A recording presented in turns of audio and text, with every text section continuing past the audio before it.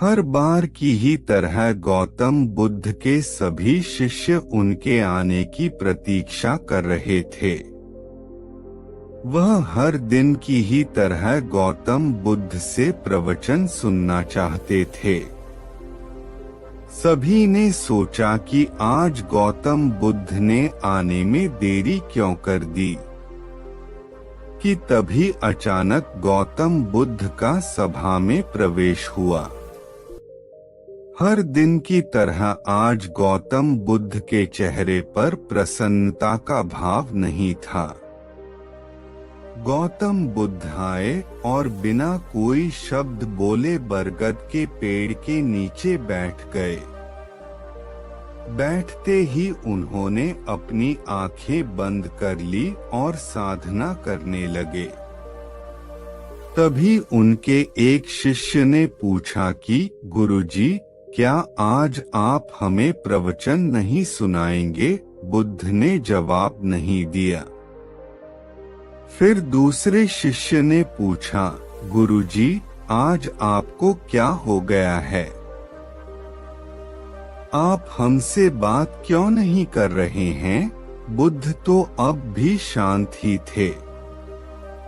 किसी को कुछ भी समझ में नहीं आ रहा था। सभी ने सोचा कि बुद्ध को आखिर क्या हो गया है। बुद्ध बिना कुछ बोले अपनी साधना में लीन थे। अचानक एक आदमी वहां पर हांफते हुए पहुंचा। इससे पहले कि वह बुद्ध तक पहुंच पाता, बुद्ध के शिष्यों ने उसे रोक लिया। शिष्यों के द्वारा रोके जाने पर वह आदमी जोर से चिल्लाया। वह बोला, गुरुजी, आप मुझे अंदर आने से रोक क्यों रहे हैं? मुझे अंदर आने की अनुमति क्यों नहीं मिल रही है? एक शिष्य ने कहा, हम तुम्हें गुरुजी की आज्ञा के बिना अंदर आने की अनुमति नहीं दे सकते हैं। अब वह व्यक्ति और तेज चिल्लाने लगा। उसकी तेज आवाज के चलते बुद्ध को अपनी आंखें खोलनी ही पड़ी। जैसे ही बुद्ध ने आंखें खोली, उस आदमी ने अंदर आने की पूरी कोशिश की, लेकिन बुद्ध ने अपने शिष्यों से कहा, इस इंसान को अंदर मत आने देना। यह आदमी अछूत है और अछूत इंसानों को मैं अपनी धर्मसभा में आने की अनुमति नहीं देता। सभी शिष्य बुद्ध की बात सुनकर हैरान रह गए। सभी शिष्यों ने सोचा कि गौतम बुद्ध कब से छूत-अछूत जैसी बातों पर विश्वास करने लगे। इसी बात पर एक शिष्य ने बुद्ध के पास जाकर पूछा, क्या हुआ गुरुजी? आप इस व्यक्ति को अंदर आने से क्यों मना कर रहे हैं? आपने तो कभी भी किसी की जात पात को लेकर कोई भेदभाव ही नहीं किया, तो फिर आज आप ऐसा क्यों कर रहे हैं? बुद्ध ने अपने शिष्य से कहा, तुमने एकदम सही कहा कि मैं छुआछूत जैसी बातों में विश्वास नहीं करता, पर यह व्यक्ति तो अछूत ही है। शिष्य ने कहा, अगर इसकी जात अछूत नहीं है तो फिर यह अछूत कैसे हुआ गुरुजी? मेरी उलझन को सुलझाओ गुरुजी। बुद्ध ने कहा, तुम इसी से ही क्यों नहीं पूछते कि यह अछूत क्यों है? फिर बुद्ध के शिष्य ने उस आदमी से पूछा कि उसके अछूत होने का कारण क्या है, लेकिन उस व्यक्ति ने जवाब ही नहीं दिया।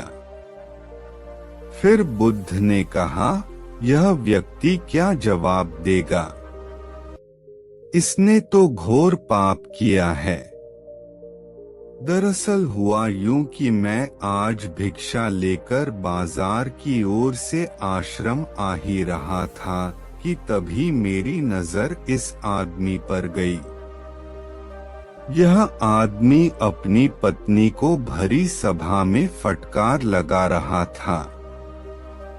इसने अपनी को ऐसे अपशब्द कहे कि मुझे कहने में भी शर्म आ रही है।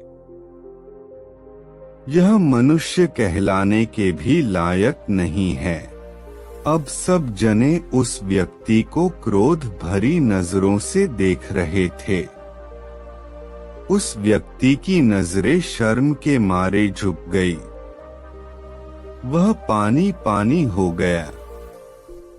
फिर वह भागता हुआ गौतम बुद्ध के पास पहुंचा और बोला, मुझे क्षमा कर दीजिए गुरुजी। आज मुझसे बहुत बड़ी भूल हो गई। मैंने आज बहुत बड़ा पाप किया है। बुद्ध बोले, मैं तुम्हें माफ केवल एक शर्त पर कर सकता हूँ। पहले तुम सभी के सामने यह प्रतिज्ञा लो कि तुम आगे से कभी भी अपनी पत्नी का अनादर नहीं करोगे। वह बोला, मैं प्रतिज्ञा लेता हूँ कि मैं कभी भी अपनी पत्नी का अपमान नहीं करूँगा। मैं हमेशा उसका आदर करूँगा। उसके ऐसा कहते ही बुद्ध ने उसे माफ कर दिया। दोस्तों, ऐसी ही वीडियो देखने के लिए वीडियो को लाइक व चैनल को सब्सक्राइब करें।